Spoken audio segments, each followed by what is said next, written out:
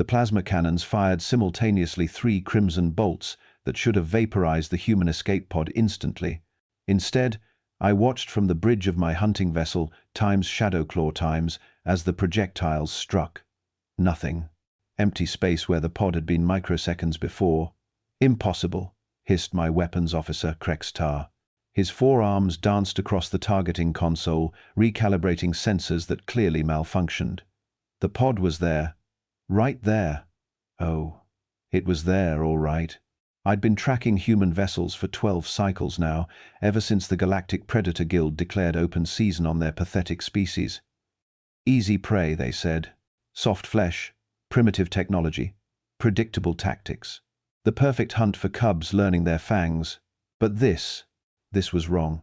Visual scan, Sector 7 to 9, I commanded, my voice barely containing the growl building in my throat. The massive viewing screen flickered, displaying the debris field where the human transport times, meridian times, had been moments before. Standard procedure: disable the main vessel, hunt down the survivors in their escape pods. Clean, efficient, profitable. Except nothing about humans was ever clean or efficient. A proximity alarm shrieked through the bridge. My second-in-command, Velthak, turned toward me with confusion etched across her scarred features. Contact, bearing 3 Mark 7, range 50 meters? 50 meters. The human pod was practically touching our hull. How? I snarled, my claws extending involuntarily. How did it get there? The answer came in the form of a grinding, metallic screech that reverberated through our reinforced hull. Something was cutting through our outer armor with surgical precision. Breach alert, Section 4. Velthak's voice cracked the first time I'd heard fear from my most seasoned hunter. Hull integrity at 60% and falling. I stared at the tactical display, my mind reeling. The pod was small, barely large enough for 2 occupants. No weapons signatures. No energy readings beyond basic life support, yet somehow. Sir, Krextar's voice pitched higher, I'm detecting movement inside the breach. 1 life form, human female, estimated age. Wait, this can't be right. The scanner shows she's not wearing combat armor.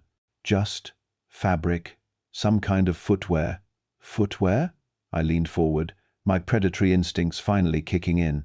Perhaps this was simply a terrified survivor, stumbling blindly through damaged sections of our ship, easy enough to corner and process. What kind of footwear? They appear to be recreational sandals with decorative straps? Recreational sandals on a boarding action against a Predator Guild vessel? The humans had finally lost their minds. Lock down Section 4, I ordered, rising from my command throne.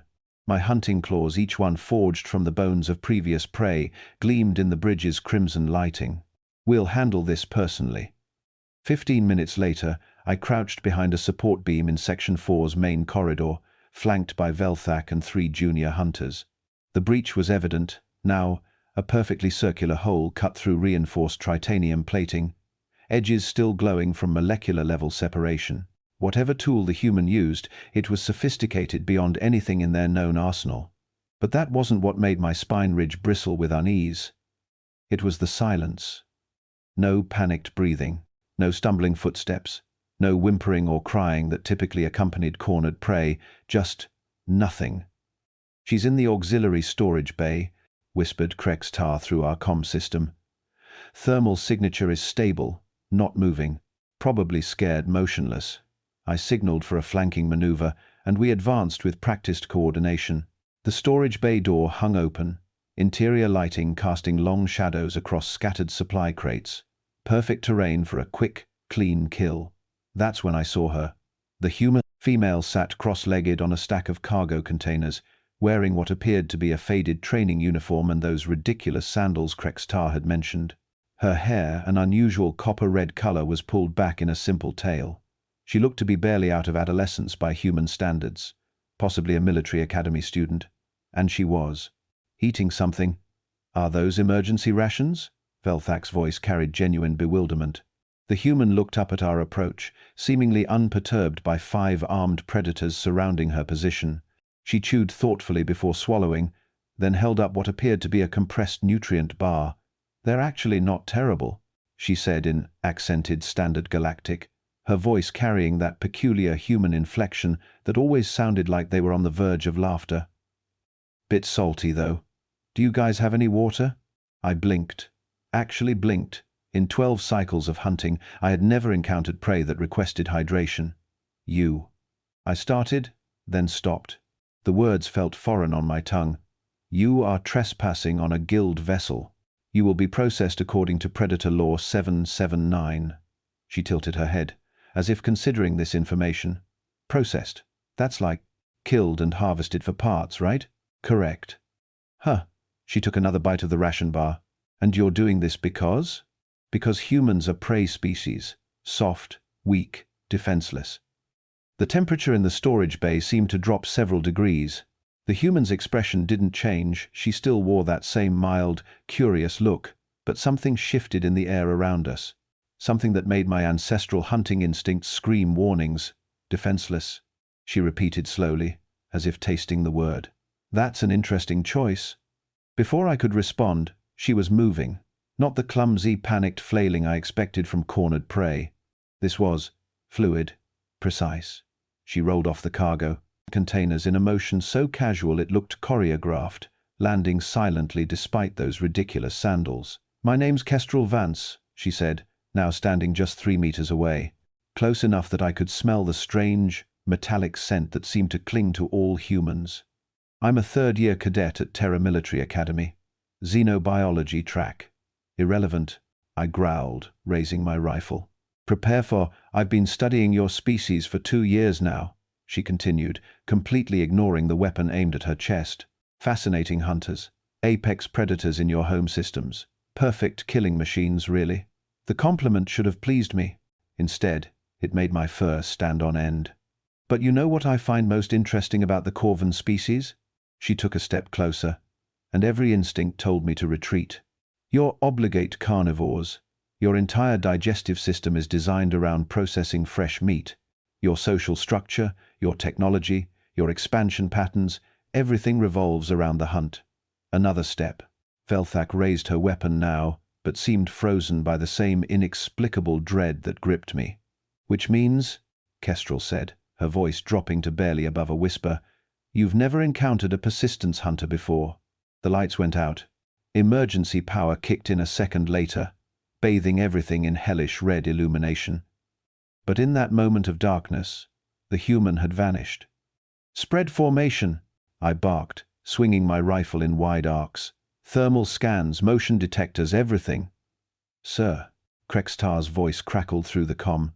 I'm not reading her anywhere in Section 4. It's like she just disappeared. That's when the screaming started. It came from Section 3 Jehextal, one of our junior hunters. The sound cut off abruptly, replaced by the distinctive hum of a fusion cutter, the same tool that had breached our hull. Jehextal report, I snarled into my communicator. Static answered. Me. Section 2, Velthak whispered, pointing toward the corridor. Someone's in Section 2. The lighting flickered, then stabilized. When it cleared, we could see into the adjacent section through the open blast doors. Jehextal hung from an overhead support beam, unconscious but breathing. His weapons and armor had been stripped away with surgical precision. But that wasn't the message. Written on the bulkhead behind him, in Corvan script, were 3 words that made my blood freeze. Asterisk, she's playing games. Asterisk, how? Velthak's voice barely qualified as a whisper. How did she learn our language? How is she moving through the ship undetected? I was beginning to understand. The breach, the casual attitude, the intimate knowledge of our species. This wasn't a terrified cadet stumbling through our vessel. This was something else entirely. All hunters to my position. I transmitted on an open channel. Priority Alpha. We have a situation. The response came from 11 different locations throughout the ship. 11 voices, all reporting the same thing. Unable to comply. Current position unknown. Repeat, position unknown. My hands shook as the implications sank in. A single human female barely out of training, wearing civilian clothes and decorative footwear, had somehow disabled our navigation systems, separated my hunting pack, and was systematically working through my crew. But humans weren't hunters. They were prey. Soft, Weak, defenseless prey, weren't they? The ship's intercom crackled to life. Kestrel's voice echoed through every speaker, casual and conversational, as if she were discussing weather patterns. "Attention crew of the Times, Shadowclaw *. This is Cadet Vance. I'm currently reviewing your ship's manifest and hunting records." A pause. "Wow. 47 human vessels in the past 6 months. That's a lot of families." The lights flickered again. When they stabilized, she was standing in the corridor outside the storage bay, not hiding behind cover or crouched in a defensive position. Just standing there, hands empty, watching us with those unsettling human eyes. "Here's what's going to happen," she said, her voice carrying clearly despite the distance. "You're going to power down your weapons, activate your distress beacon, and wait for retrieval by the nearest Terran patrol." I laughed. Couldn't help myself.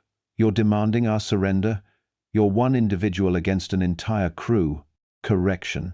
Her smile was sharp, predatory in a way that made my claws retract involuntarily.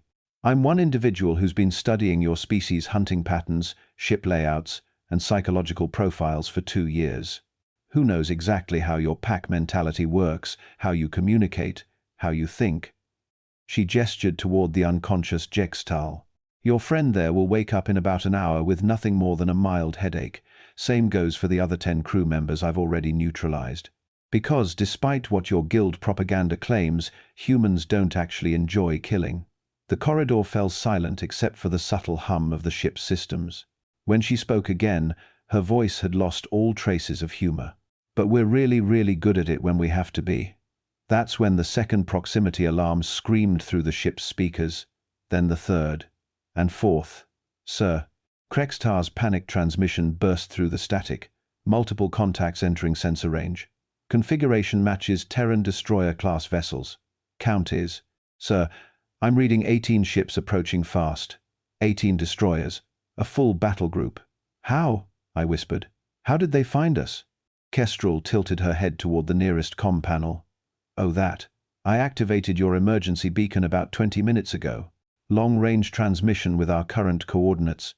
Her expression shifted to something almost sympathetic. "You really should encrypt those signals better." The tactical situation collapsed around me like a collapsing star. No weapons, crew scattered and neutralized, enemy forces incoming, and at the center of it all, a human cadet in training clothes and flip-flops who had systematically dismantled everything I thought I knew about the galaxy. "The Times Meridian *", I said, finally understanding. "That wasn't a random transport. You were expecting us." "Third rule of xenobiology," she replied, settling back against the corridor wall as if preparing to wait. "When studying predator species, the most effective method is direct observation under controlled conditions." The ship shuddered as the first Terran vessels entered weapons range. I could imagine their targeting systems locking onto our hull, preparing to reduce the Time's Shadowclaw times to component atoms. "We were the prey," I whispered. Kestrel's smile widened, revealing teeth that seemed sharper than they should be. "Welcome to Earth's hunting grounds." As the first human voices crackled through our communications array, calm, professional, utterly without mercy, I realized the Guild had made a fundamental error in their assessment of humanity. They weren't prey. They were apex predators who had learned to pretend otherwise. And we had just become the hunted. The Terran Fleet Commander's voice cut through our communications like a surgical blade, calm, professional, utterly without emotion. "Predator vessel times Shadowclaw *. This is Admiral Martinez commanding Task Force Nemesis. You are surrounded and outgunned. Prepare to be boarded." I stared at the tactical display, watching 18 human destroyers maintain perfect formation around my ship. Each vessel was smaller than the Time's Shadowclaw *, but together they represented enough firepower to reduce us to atoms in seconds. "How?" I whispered, more to myself than anyone else. "How did they coordinate this so precisely?" Kestrel's voice drifted from the corridor, casual as if discussing the weather. "Oh, that's the beautiful part. You see, Captain." She paused, tilting her head. "I never got your name." "Thrackmore of the Crimson Hunt," I replied automatically, then immediately regretted giving information to the enemy. "Captain Thrackmore. Nice ring to it." She pushed off from the wall, walking closer with those ridiculous sandals slapping against the deck plates. "The thing is, we've been monitoring your hunting patterns for 8 months. Every raid, every route, every target selection." My spine ridge bristled. "Impossible. Our movements are classified at the highest guild levels." "Were classified?" she corrected. Past tense.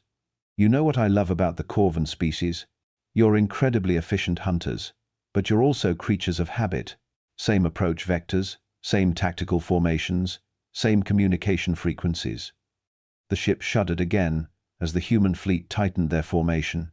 Through the viewing ports, I could see the sleek lines of Terran warships' designs that looked deceptively fragile compared to our armored bulk. "The Times Meridian Times wasn't a random transport," I said, pieces clicking together like a targeting computer achieving lock. "It was bait. Full of sensors, recording equipment, and a very expensive hyperspace transmitter," Kestrel confirmed. "We needed to document everything for the Galactic Council.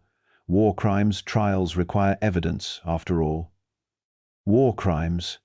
The words hit me like a physical blow. In 12 cycles of hunting, I'd never considered my actions anything other than natural predator behavior. The Guild had assured us that humans were unprotected, unclaimed by any major galactic power. "Your species has no representation in the Council," I protested. "No territorial claims, no formal military. Had no representation," she interrupted again. Another past tense situation. "That changed about 3 weeks ago when we submitted our application for membership, along with detailed reports of 47 unprovoked attacks on civilian vessels." The communications array crackled again. This time, the voice carried the distinctive harmonic distortions of a Galactic Council translator. "This is Arbitrator Prime Vel Nox, speaking for the Council. All vessels in this system are hereby ordered to stand down pending formal investigation of alleged war crimes against the newly recognized Terran Republic." I felt my world collapse another degree. The Council. If they were involved, this wasn't just about one hunting pack anymore. This was about the entire Guild's operations in human space. "Newly recognized?" I managed.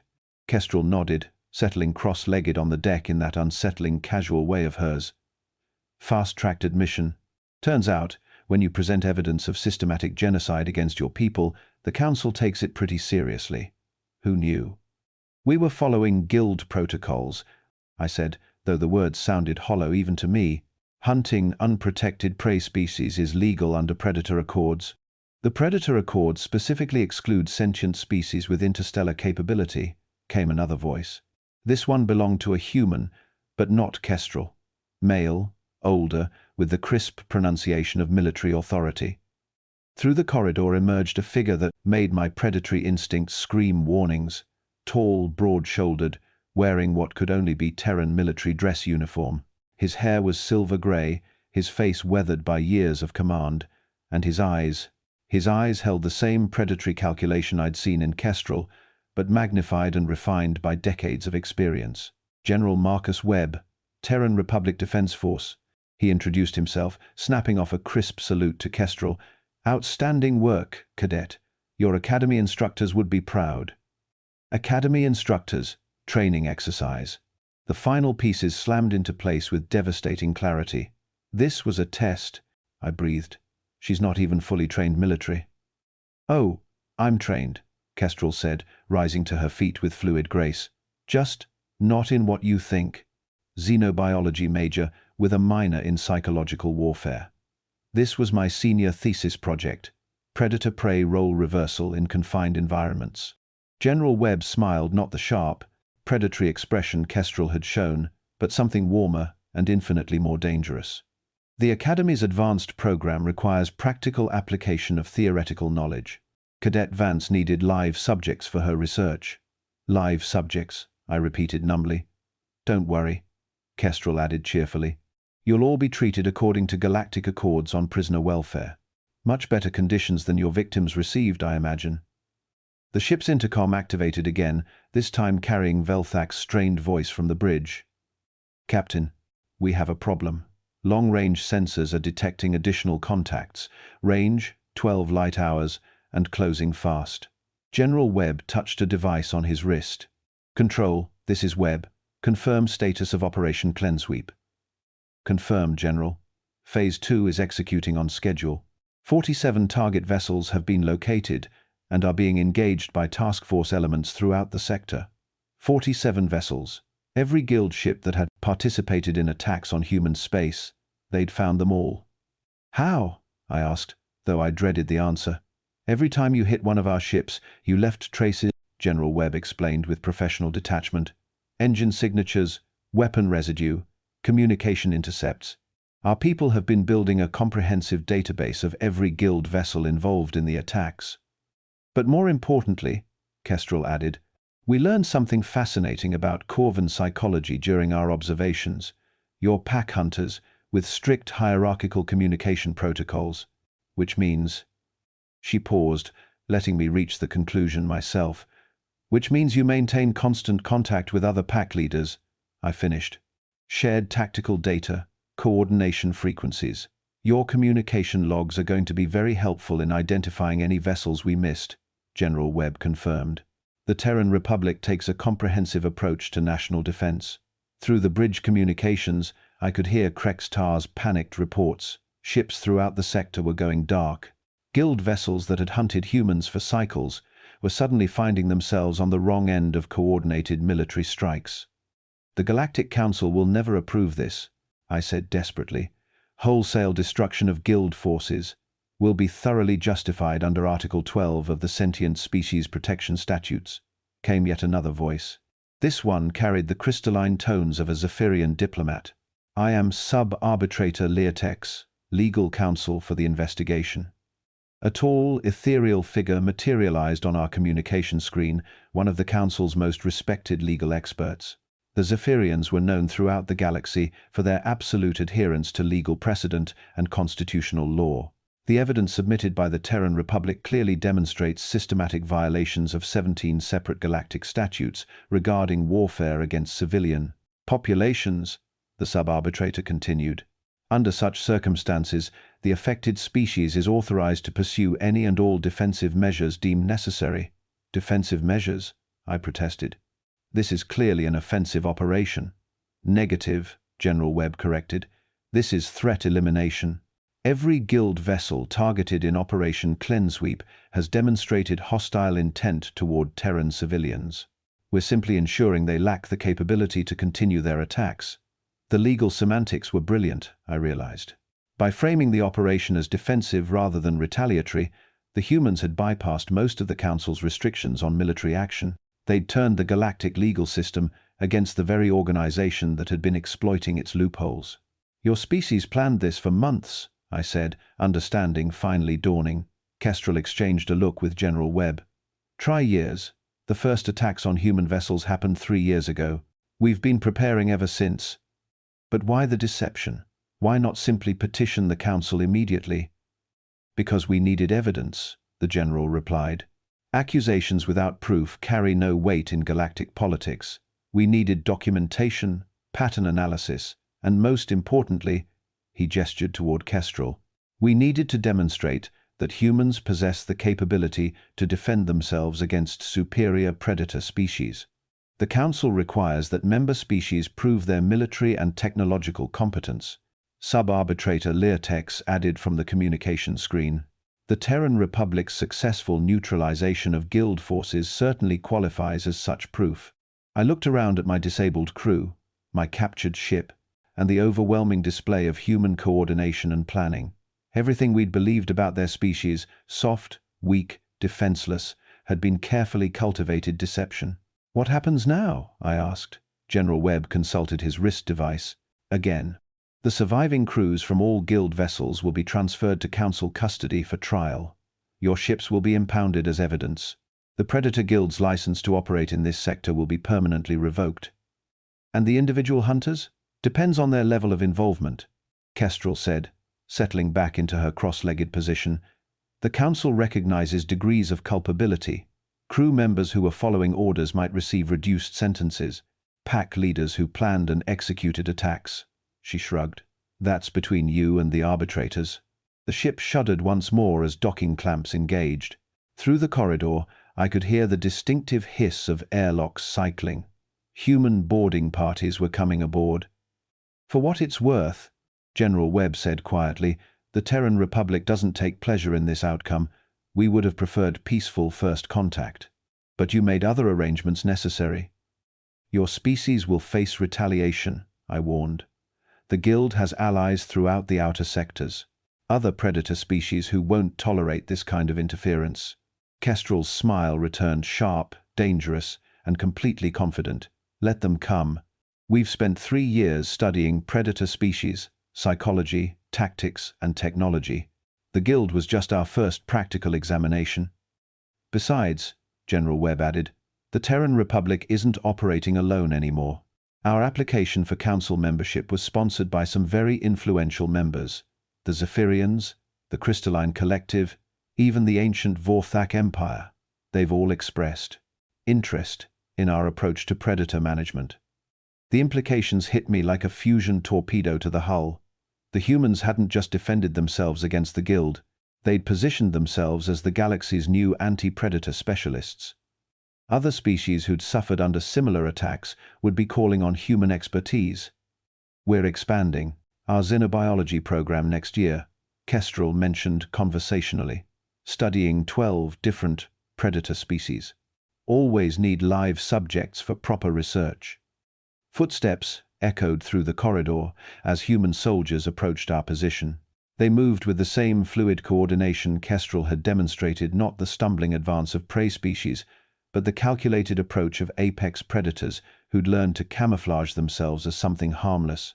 Captain Thrackmore, General Webb said formally, by the authority vested in me by the Terran Republic and the Galactic Council, you and your crew are under arrest for violations of the Sentient Species Protection Statutes.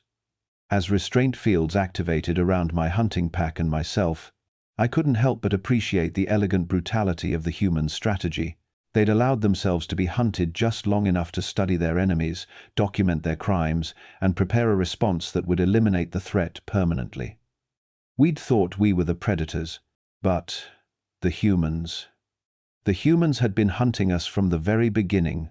The last thing I saw before the restraint field sedation took effect was Kestrel Vance putting her ridiculous flip-flops back on and checking something that looked like a student evaluation form.